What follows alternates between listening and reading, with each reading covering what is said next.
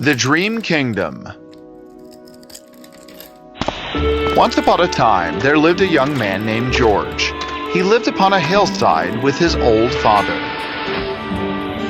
They grew fields which provided them a fairly comfortable life. However, others didn't think so. Look at their shabby clothes. If they expanded their fields, they'd have better money. Better house. Better everything. They're so odd. The townspeople mocked George and his father behind their backs.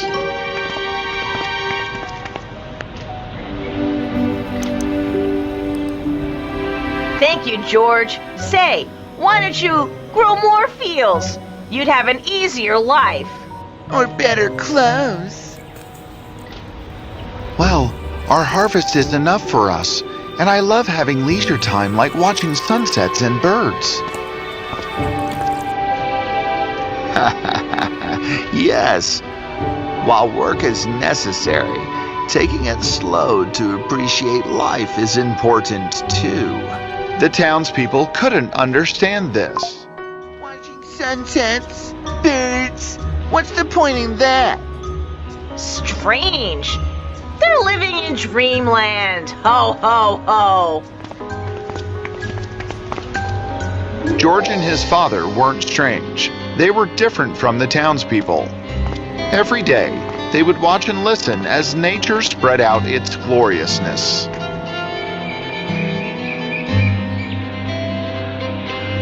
George, don't listen to those people. Give attention to the rustling trees and the warm sun. Let your appreciation for life grow. I know, Dad. It's because you've taught me this. I feel so content with my life.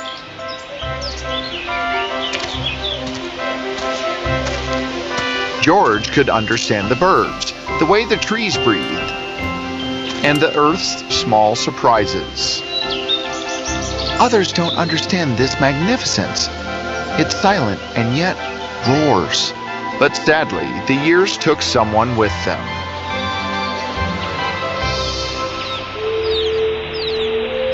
I miss you, Dad. His father had been the only friend in his life. Every day, George would work, smile, and just be. But no one could fill the loneliness inside him. The sky's beautiful. Dad would have liked to. See it too. Oh.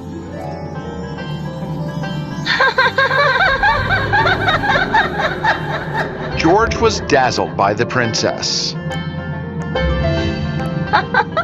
Oh.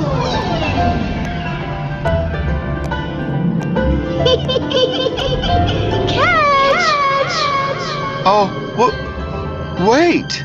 The princess just kept swinging amidst the stars, throwing George a rose every time she swung back to Earth. He was too smitten to speak.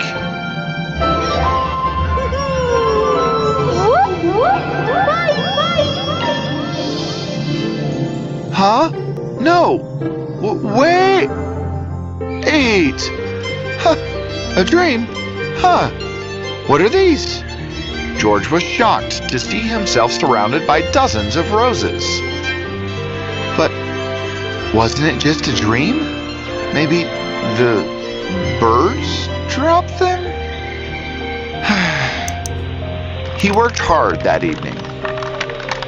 But at night, he had the same dream. Again?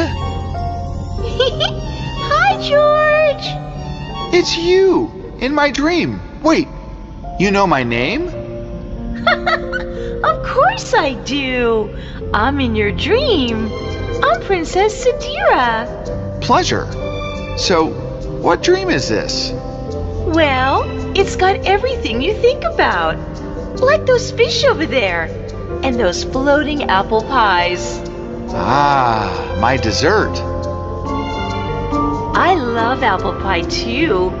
I've visited many people's dreams, but it's the first time I've visited someone who loves a lot of what I do too.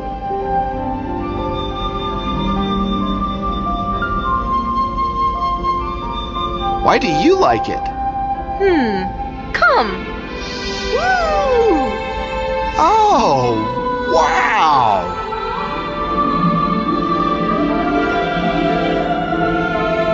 Oh, how adorable!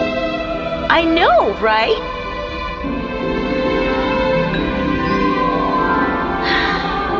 That's why I love it all. And you? I feel the same way. George and the princess would meet each other every night in his dreams. Over time, the two grew close and fell in love. This isn't fair. I can only meet you in dreams. What if I told you to find me? Find you? Where? Do you really love me? Sadira, I love you more than anything. Tell me, hurry, it's almost day. In the kingdom of dreams. Where? It's where the clouds touch the earth. Find it. Find me. Sadira! Oh, Dream Kingdom. All right, Sadira, I'll find you. George immediately began his travels. He visited different places and met many people. It took him a long time until... Oh, I found it! As he leapt forward with much excitement, he passed by a thick forest. No! What was that? He crept into the forest and saw an old man with a long silver beard who had been tied up by two huge creatures. Untie me, you brutes! Stop struggling. Our king will be delighted to see you. Leave me! George wanted to help the poor man. He looked around but could only find a branch. This'll have to do. Yeah! Who's this guy? Why is he pointing at us? Is he challenging us with a tiny branch?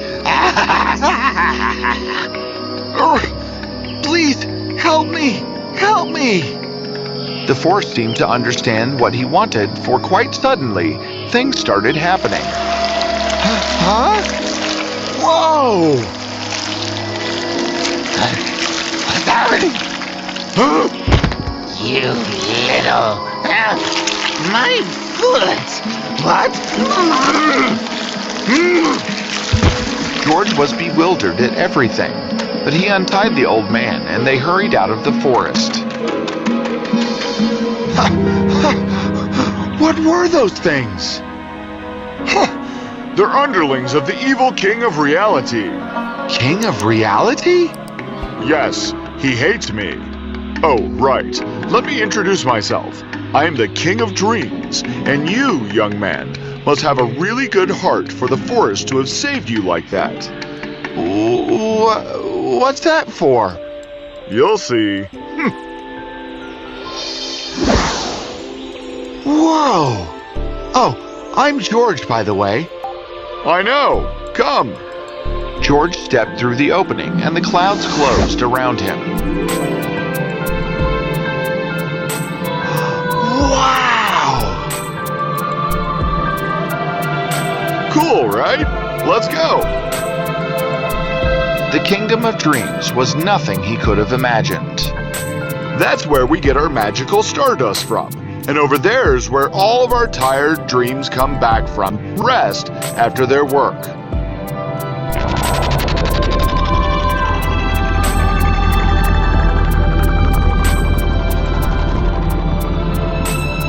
And that's our research department, so we can see what new fairy tales you humans come up with. Wow! What are those? Those are Drubbles. They work for me and make sure everything in Dream Kingdom goes smoothly and well. Just like a dream. Just like a good dream. We handle nightmares too, you know. They soon reached the castle. The inside of the walls seemed to be lined with small, shiny baubles. There's something in them. Oh, those are the dreams. They're currently resting. They entered a huge room which had a large controller with beeping buttons and strange levers.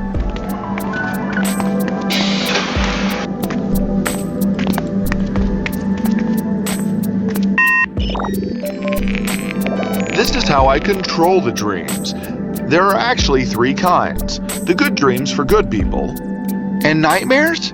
For bad people? Yes. And dream goblins. I like to have a little fun sometimes. What are dream goblins? Do you ever dream like you want to run away but can't? As if you're stuck or you're running really slow?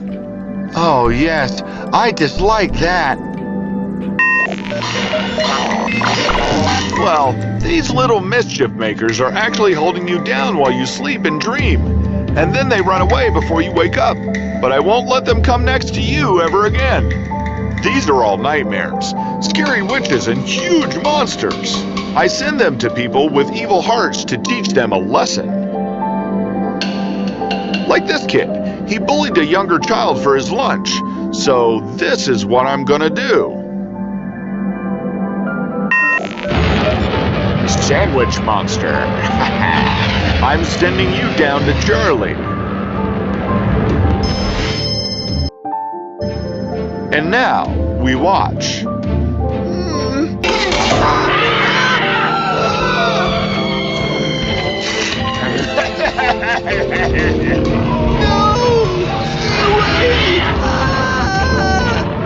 Poor Charlie, but he'll never steal a sandwich again. Exactly.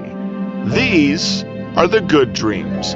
All my prettiest fairies and horses, cute puppies and rainbow ponies.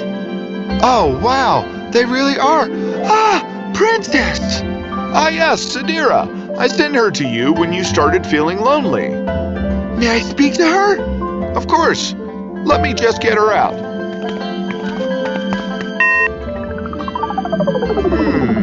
Here. Oh, George! Sadira, it really is you. The two were so happy to be reunited. They just held each other closely. You may stay out for now, Sadira. Why don't you show George around until then? And so, Sadira and George roamed the Dream Kingdom, chattering away happily in each other's arms. They visited many places and dreams. They had been out for quite a while, and the king was growing restless. It's almost time for Sadira to return. Drubble 354. Go bring Sadira and George. The Drubble traveled all over Dream Kingdom and finally found them.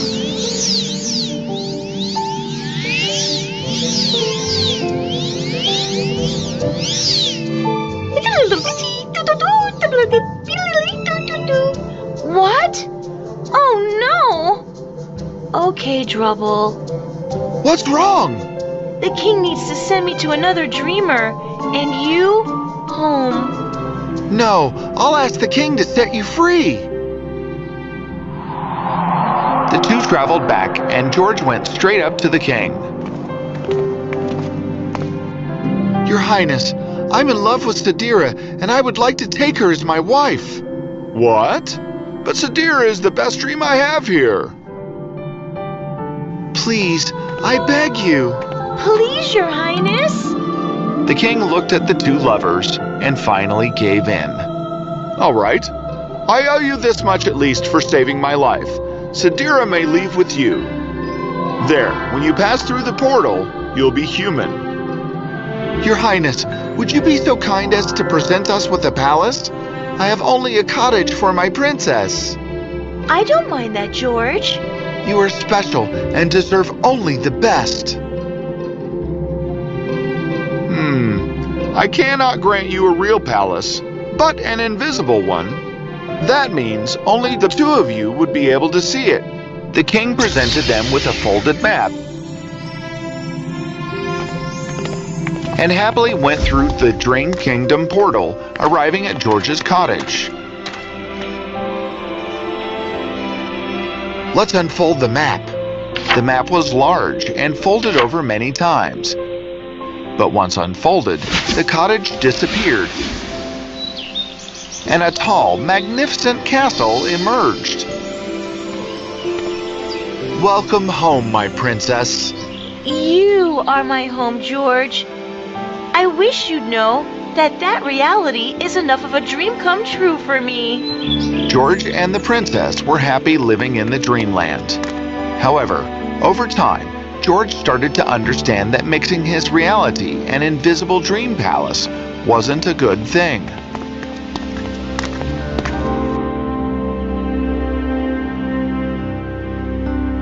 I can see I'm eating cake, but I know I'm eating bread.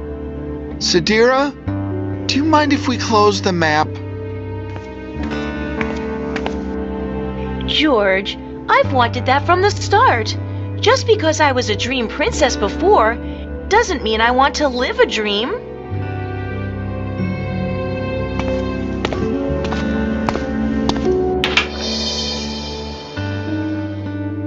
I understand that now. Real life, if appreciated well, is truly the greatest dream we can live. I had forgotten my father's teachings. I love you, Sadira. And I love you, George. Sadira and George now began living a real life, something George had almost forgotten for a dream. Dreams are beautiful, but imaginary. They cannot be compared to the beauty of reality.